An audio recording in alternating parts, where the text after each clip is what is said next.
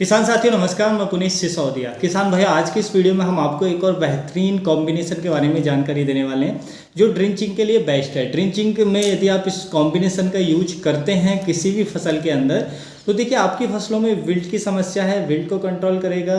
आपकी फसलों के अंदर डैम्पिंग ऑफ है उसको कंट्रोल करेगा, कॉलर रॉट है उसको कंट्रोल करेगा। तो सॉइल बोर्न जो फंगस है उसको कंट्रोल करने में काफ़ी इफेक्टिव है।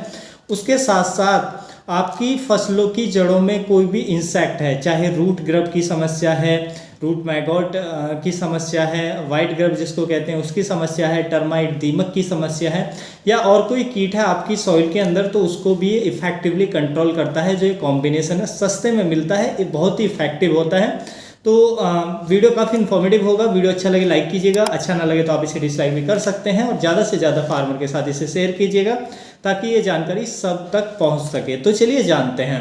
देखिए जो हमने कॉम्बिनेशन तैयार किया है ये अपने अनुभव से तैयार किया है। इनकी दोनों की कंपेटिबिलिटी है, हमने यूज किया है, हमने बार बार इसका यूज करते भी हैं। इसके काफ़ी अच्छे रिजल्ट आपको देखने को मिल जाते हैं और बहुत सस्ते में ये कॉम्बिनेशन आपका तैयार हो जाता है, ये भी इसकी खास बात है।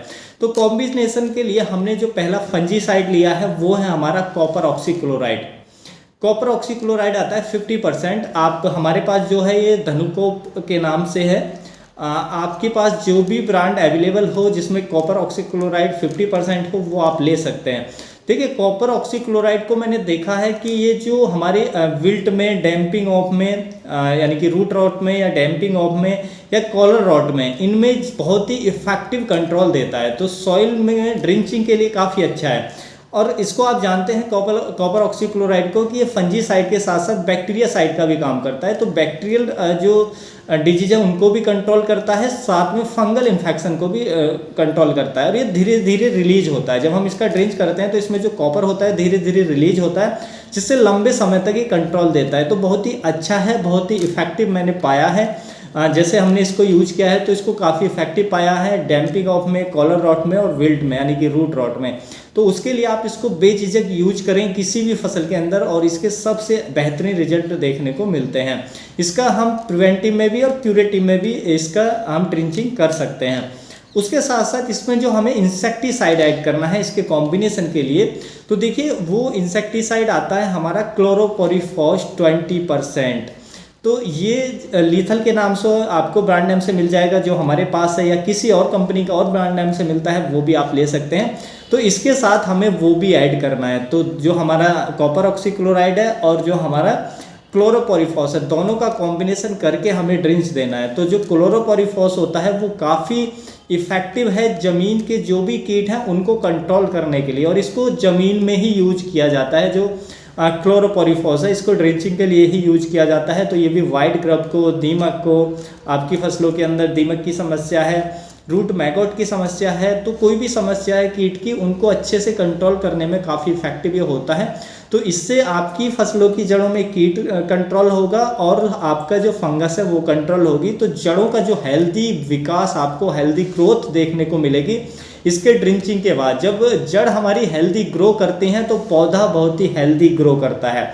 आप जानते हैं कि जड़ ही पौधे का जो एक बहुत ही ज़रूरी पार्ट होती है वो रूट होती हैं। तो रूट्स अगर डैमेज हो जाएं तो पूरा पौधा डैमेज हो सकता है। यदि पौधे की कोई ब्रांच ऊपर से डैमेज हो जाए तो कोई दिक्कत नहीं है, यदि उसकी रूट सेफ है तो ब्रांच दूसरी आ जाती है। लेकिन रूट अगर एक बार डैमेज होगी तो फिर पौधा ही डैमेज हो जाता है, फिर वो सर्वाइव नहीं कर पाता। इसलिए रूट को हेल्दी रखने के लिए, और यदि इन्फेक्शन हो भी चुका है डिजीज का या इंसेक्ट का, तब भी आप इसका ड्रिंच करेंगे, बहुत इफेक्टिवली कंट्रोल देता है। सस्ते में कॉम्बिनेशन तैयार हो जाता है। अब देखिए इस कॉम्बिनेशन को आपको तैयार कैसे करना है, क्या डोज रखनी है और कैसे तैयार करना है पहले जान लीजिए। तो पहले आपको कॉपर ऑक्सीक्लोराइड आपको डालना है। देखिए सबसे पहले आप टैंक को भर लें, आधा फिल कर लें, आधे से थोड़ा कम पानी से फिल कर लें जो आपका टैंक है 16 लीटर का, 15 लीटर का।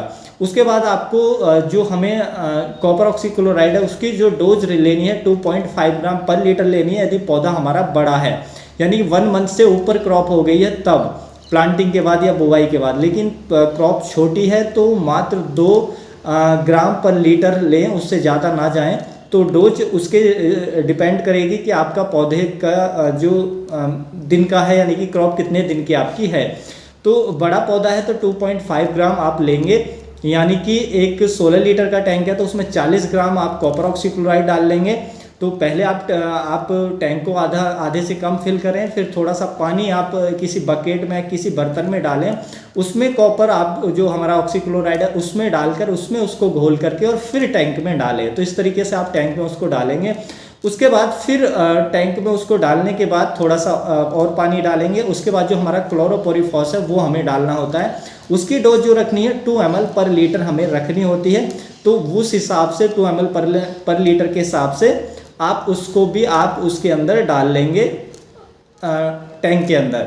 तो इस तरीके से फिर टैंक को फिल करके आप ड्रिंच कर सकते हैं। ड्रिंच करने के लिए इजी है कि आप आगे का जो नोजल है वो निकाल दें टैंक का, और उससे आसानी से आप ड्रिंच कर सकते हैं अपनी फसलों की जड़ों में। तो इससे जो आपकी फसलों में जो भी ज़मीनी कीट हैं या जो फंगस है बहुत इफेक्टिवली कंट्रोल होती है। दोनों का बहुत ही बेहतरीन कॉम्बिनेशन है, कोई दिक्कत नहीं है, दोनों की कंपेटेबिलिटी अच्छी है। अब बात करें कि इनका प्राइस क्या क्या पड़ेगा। यदि आप कॉपर ऑक्सीक्लोराइड की हम बात करें तो देखिए जो कॉपर ऑक्सीक्लोराइड है 50% उसकी 1 किलोग्राम पैकिंग की जो कीमत है आपको 800 रुपये की रेंज में पड़ जाएगी। किसी भी कंपनी का आप लेते हैं तो उस रेंज में आपको 800 रुपये पर केजी के हिसाब से आपको मिल जाएगा कॉपर ऑक्सीक्लोराइड 50%। यदि हम यहाँ पे बात करें जो हमारा क्लोरोपोरीफॉस है 20%, लीथल ब्रांड नेम से मिलता है वो लें या कोई भी ब्रांड नेम मिलता है वो ले सकते हैं। ये हमें काफ़ी सस्ते में मिल जाता है। 1 लीटर पैकिंग की कीमत मात्र 300 रुपये की रेंज में आपको मिल जाती है। तो ये बहुत एक्सपेंसिव नहीं है, बहुत सस्ता है और बहुत अच्छे से जो सॉइल के जो कीट हैं उनको कंट्रोल करने में इफेक्टिव है। तो दोनों का ये प्राइस रेंज आपको इस प्राइस रेंज में मिल जाएगा। बहुत सारे किसान साथियों का सवाल होता है कि क्या हम इसको फ्लोवरिंग स्टेज में यूज कर सकते हैं। तो देखिए ड्रिंचिंग में कोई दिक्कत नहीं आती है। ड्रिंचिंग आप कोई भी ले रहे हैं, चाहे फ्लोवरिंग स्टेज है कोई भी स्टेज है, ड्रिंचिंग आप कभी भी ले सकते हैं।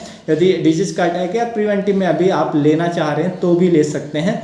तो ड्रिंचिंग आप किसी भी स्टेज में ले सकते हैं, चाहे फ्लोवरिंग स्टेज हो चाहे फ्रूटिंग स्टेज हो या कोई भी स्टेज हो, ड्रिंचिंग में कोई समस्या नहीं है। हाँ, स्प्रे में यदि फ्लोवरिंग स्टेज चल रही है तो स्प्रे हमें थोड़ा सोच समझ कर करना चाहिए, क्योंकि उससे फ्लोवर ड्रॉपिंग की समस्या, कुछ ऐसे फंजीसाइड होते हैं जो फ्लोवर ड्रॉपिंग की समस्या जिनसे होती है, ज़्यादा फ्लोवर ड्रॉप होता है। लेकिन बहुत सारे फंजीसाइड हैं जो उतना ज़्यादा इफेक्ट नहीं डालते, क्योंकि हम भी यूज करते हैं। तो हम भी फ्लोवरिंग स्टेज में फंजीसाइड का यूज करते हैं, लेकिन कोई उतना ज़्यादा असर हमें देखने को नहीं मिलता है और यूज करना पड़ता है। यदि फंगस का अटैक है तो वो ज़्यादा ज़रूरी है फिर फंजीसाइड, वरना तो सारी क्रॉप बेकार हो जाएगी कुछ फ्लोवर को बचाने के चक्कर में। तो कोई समस्या भी नहीं आती है, लेकिन कुछ ऐसे फंजीसाइड हैं जो ज़्यादा फ्लोवर ड्रॉप कर सकते हैं। तो उम्मीद है किसान साथियों जो आज की जानकारी है आपको अच्छी लगी होगी। जानकारी अच्छी लगी तो वीडियो को लाइक कीजिएगा, ज़्यादा से ज़्यादा फार्मर के साथ इसे शेयर कीजिएगा ताकि उन तक भी ये जानकारी पहुंच सके। मिलूंगा मैं आपको एक और नई वीडियो में नई जानकारी के साथ। तब तक के लिए आप अपना ख्याल रखिएगा। धन्यवाद।